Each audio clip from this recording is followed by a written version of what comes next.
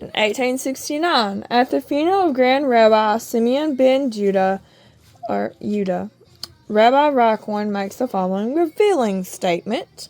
Thanks to the terrible power of our international banks, we have forced the Christians into wars without number. Wars have a special value for Jews, since Christians massacre each other and make more room for us Jews. Wars are the Jews' harvest. The Jew banks grow fat on Christian wars. Over 100 million Christians have been swept off the face of the earth by wars, and the end is not yet. 1871. An American general named Albert Pike, who had been enticed into the, we're going to say the aluminum ones, or aluminum, something like that, if you know what I'm talking about, by Gaspy Mazzini, completes his military blueprint for 3 world wars and various revolutions throughout the world, culminating into moving this great conspiracy into its final stage. These details are as follows. The First World War is to be fought for the purpose of destroying the Tsar in Russia, as promised by Nathan Mayer Redshield in 1815. The Tsar is to be replaced with communism, which is to be used to attack religions, predominantly Christianity.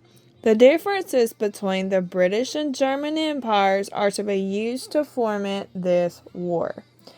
The Second World War is to be used to foment the controversy between fascism and political Zionism, with the oppression of Jews in Germany a linchpin in bringing hatred against the German people. This is designed to destroy fascism, which the Red Shields created, and increase the power of political Zionism. This war is also designed to increase the power of communism to the level that it equals that of united Christendom. The Third World War is to be played out by stirring up hatred of the Muslim world for the purposes of playing the Islamic world and the political Zionists off against one another. While this is going on, the remaining nations will be forced to fight themselves into a state of mental, physical, spiritual, and economic exhaustion. On August 15th of this year, Albert Pike writes a letter, now catalogued in the British Museum, to Gaspy Mazzini, in which he states the following. We shall unleash the nihilist and the atheist, and we shall provoke a great social cataclysm, which is in all its horror will show clearly to all nations the effect of absolute atheism, the origins of savagery, and of most bloody turmoil.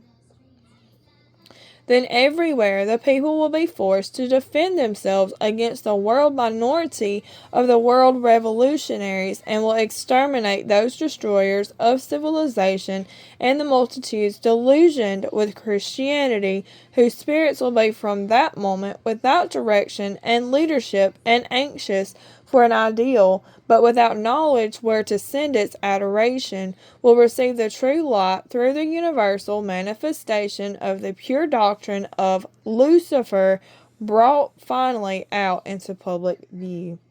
A manifestation which will result from a general reactionary movement which will follow the destruction of Christianity and atheism, both conquered and exterminated at the same time. Pike, who had been elected as Sovereign Grand Commander of the Scottish Rite of Freemasonry's southern jurisdiction in 1859, was the most powerful Freemason in America. He would retain that post for 32 years until his death in 1891. He also published a book on the subject in 1872, entitled Morals and Dogma of the Ancient and Accepted Scottish Rite of Freemasonry, in which he candidly states the following. The true name of Satan, the Kabbalists say, is that of Yahweh reversed. For Satan is not a black god, but the negation of God. For the initiates, this is not a person, but a force, created for good, but which may serve for evil. It is the instrument of liberty and free will. Lucifer, the light bearer, strange and mysterious name to give to the spirit of darkness. Lucifer, the son of the morning, it is he who bears the light, and with its splendors intolerable blinds feeble, sensual, or selfish souls. Doubt it not. Interestingly, in the same book, Pike emphasizes that Freemasonry is a religion based on the occult Jewish philosophy found in the Kabbalah. 1872. Prior to Gatsby Mazzini's death this year, he makes another revolutionary leader named Adrian Lemmy his successor. Lemmy will be subsequently succeeded by Lenin and Trotsky, then by Stalin.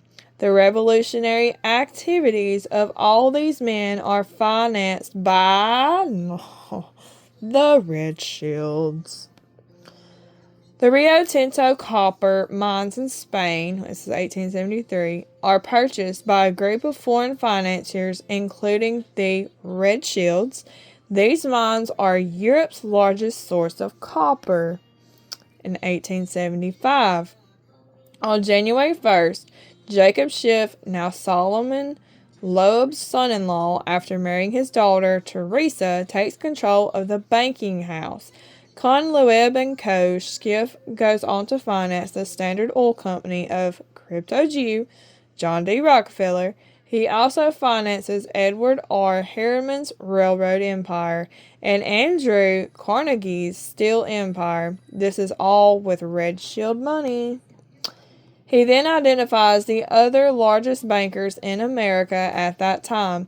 They are J.P. Morgan, who controls Wall Street, and the Drexels and the Biddles of Philadelphia. All the other financiers, large and small, would dance to the tune of those three houses. Schiff then gets the European Red Shield to set up European branches of these three large banks on the understanding that Schiff and therefore Red Shield is to be the boss of banking in New York and therefore America. N.M. Red Shield and Sons undertake a share issue to raise capital for the first Channel Tunnel project to link France to England, with half of its capital coming from the Red Shield owned Compagnie du Chemin de... I can't say that, that's in French. The Red Shield needed to control the Suez Canal to protect their huge business interests in the region, so Lionel de Red Shield instructs Jewish Prime Minister Benjamin Disraeli to purchase the shares in the Suez Canal from Khedive Said of Egypt. The Red Shields loaned the money to the British government to facilitate this purchase. They did not want to own it themselves, as they needed a government they controlled to own it, so that they could use the military of that government to protect it.